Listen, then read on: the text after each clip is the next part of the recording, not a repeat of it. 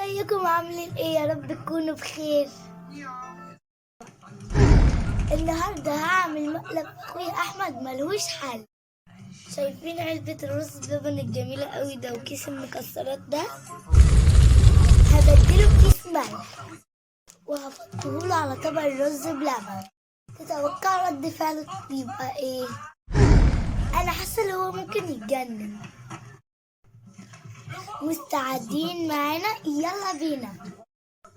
انا جبت دلوقتي كل اللي انا محتاجاه في الخطه بتاعتي.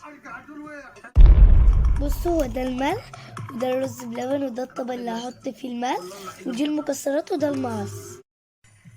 تعالوا بقى نفضي المكسرات دي في الطبق ونحط جواها الملح.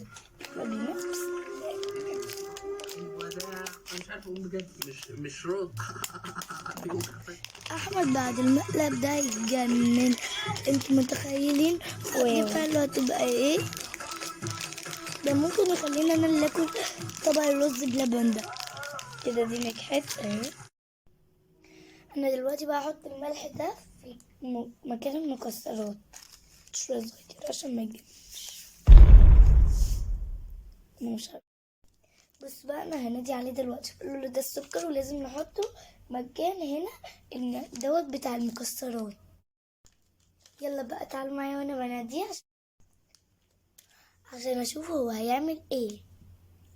بصوا دلوقتي هفضي الملح لان ممكن يكتشف اللي هو يدوقه قبل ما يحط الحاجة، عشان لو اكتشف ده هتبقى مصيبة بجد.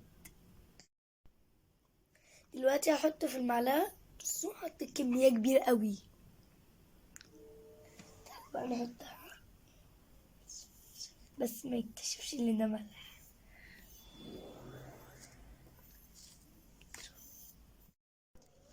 بص انا عامله لك حته مفاجاه ولا ايه؟